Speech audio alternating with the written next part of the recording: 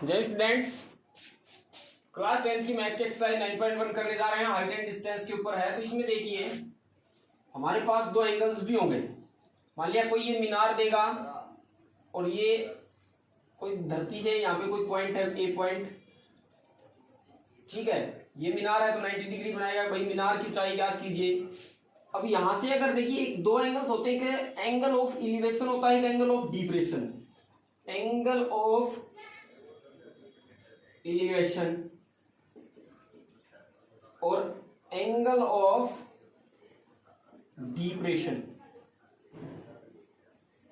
अब angle of elevation क्या होता है कि जब कोई भी व्यक्ति है, मान लिया यहां पे कोई व्यक्ति है ये, ठीक, ये व्यक्ति अगर इसकी आंख से ऊपर की ओर कोण बढ़ता है, इसकी आंख से इसने देखा कि ऊपर की ओर कोई पतंग उड़ रही है यहाँ पे मान लिया, ठीक है, तो इस पे डोरी बंधी हुई है, तो यहां से जो नीचे जो एंगल बनेगा ना, यहाँ पे इसकी आंख का जो एंगल बनेगा, ये नीचे वाला, अगर नीचे से नीचे बढ़ता है, ऊपर की ओर देखते हैं, आंख से ऊपर की ओर एंगल बढ़ता है यहाँ पे नीचे, तो ये होता है एंगल ऑफ एलिवेशन, जिसको हम कहते हैं उन्नयन कोण।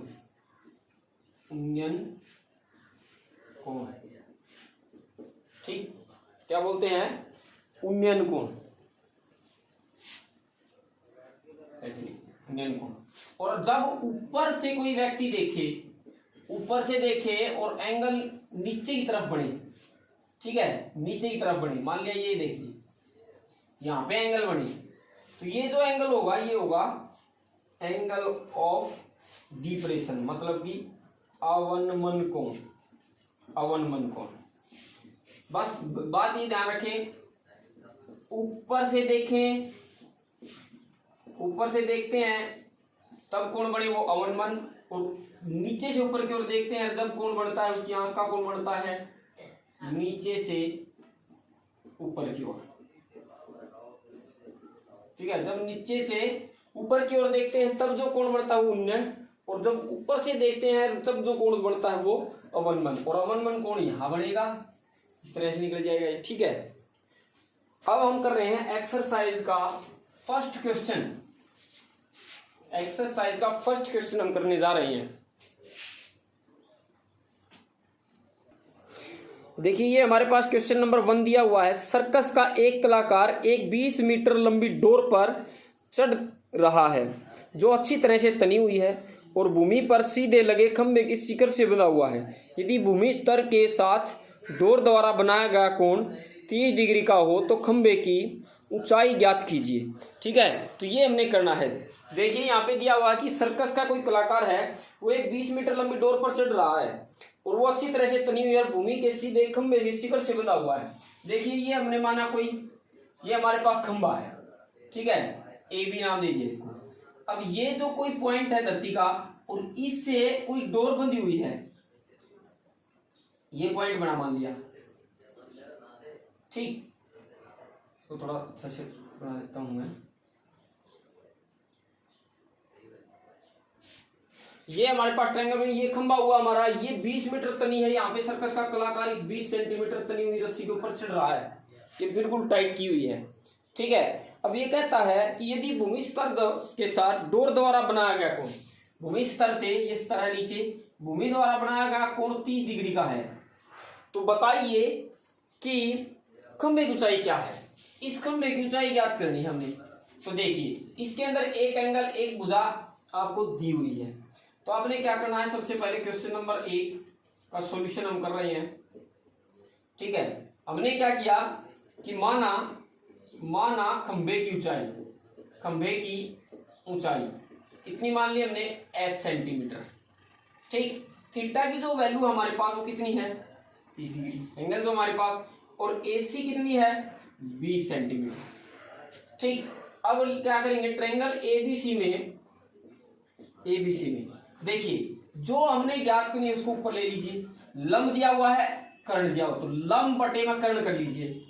लंब बटे कर्ण किसके इक्वल होता है, साइन थीटा के इक्वल। साइन थीटा बराबर होता है लंब बटे कर्ण, तो साइन थीटा, थीटा कर लो, सी दिया हुआ सी कर लीजिए, थीटा कर लेता हूं, चलो थीटा, लंब बटे कर्ण। लंब कितना है, h, जो ज्ञात करिए ऊपर रख लीजिए। कर्ण कितना है, 20, तो 20 यहां रख लीजिए, ठीक। और देखिए थीटा की वैल्यू कितनी है, थीटा की वैल्यू है 30 डिग्री, तो यहाँ लिख लीजिए साइन 30। साइन 30 हमारे पास हो जाएगा h बटे में 20। अब साइन 30 का मान आपको पता होना चाहिए। साइन 30 का मान होता है 1/2 और h/20। ठीक है, 20 की गुणा इधर कर लीजिए, 20 एकम 20 और बटे में कितना जाएगा 2 और ये हो जाएगा h। इस पे 100 काट देंगे, कितने में कटा 10 पे। तो h की जो वैल्यू आई वो कितनी आई 10 सेंटीमीटर। मतलब कि खंबे की ऊंचाई, यहाँ लिखना है लास्ट में आपने, खंबे की ऊंचाई बराबर है 10 सेंटीमीटर। ठीक, यही हो जाएगा हमारा आंसर। समझ में आई बात। एक साइड की आपको लेंथ दी मिलेगी, एक साइड आपको निकालनी होगी और थीटा दिया होगा, कोई ना कोई एंगल, कोई एक एंगल भी दिया होगा। तो जो निकालना है उसको ऊपर रख लीजिए और जो दी हुई है उसको नीचे ले आइए, या फिर जो दी है उसको ऊपर और जो निकालना है उसको नीचे। बस आपको फिर ये पता होना चाहिए कि जो ट्रिग्नोमेट्री रेशो है किसको क्या लिखते हैं, लाल कट्टे को याद रखना है आपको। ठीक है, और थीटा की वैल्यू भी आपने पुट करनी है। अब देखिए क्वेश्चन नंबर 2 है हमारे पास। आंधी आने से एक पेड़ टूट जाता है और टूटा हुआ भाग इस तरह मुड़ जाता है कि पेड़ का शिखर जमीन को छूने लगता है और इसके साथ 30 डिग्री का कोण बनाता है। पेड़ के पद बिंदु की दूरी जहां पेड़ का शिखर जमीन को छूता है 8 सेंटीमीटर है। पेड़ की ऊंचाई ज्ञात कीजिए। तो देखिए बिल्कुल आसान है।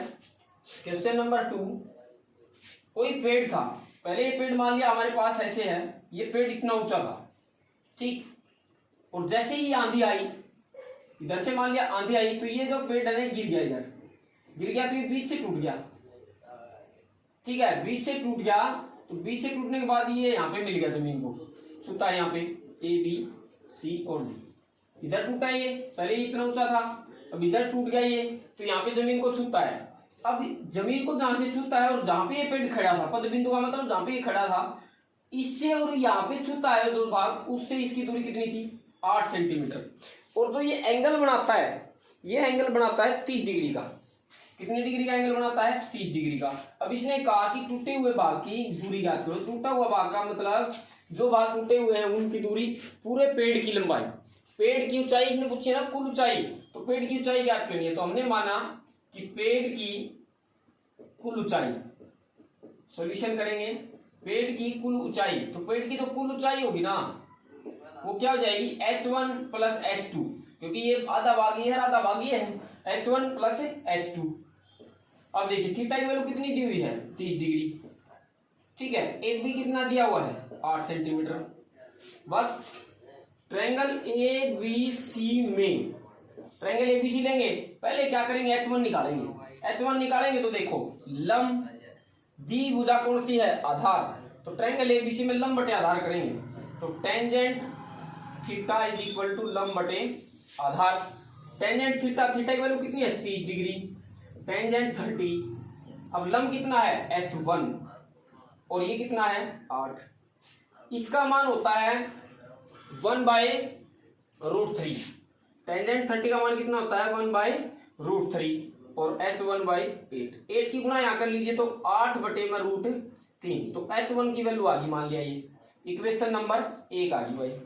अब उसी प्रकार से हम क्या करेंगे, इसी में ट्रायंगल एबीसी में ही ये बटा भी ये करेंगे। तो देखिए आधार बटे कर्ण कोस थीटा होता है, कोस थीटा होता है आधार बटे कर्ण। अब सीकेंट थीटा तो होगा ना, वो कर्ण बटे आधार, उल्टा आ जाएगा, आधार बटे कर्ण और कर्ण बटे आधार। तो सीकेंट थीटा कर्ण बटे आधार, कर्ण बटे आधार। सीकेंट थीटा, थीटा की वैल्यू वही 30, सीकेंट 30 और कर्ण कितना है h2 और आधार कितना है 8। अब कोस 30 का मान कितना होता है, कोस 30 की वैल्यू होती है हमारे पास √3/2।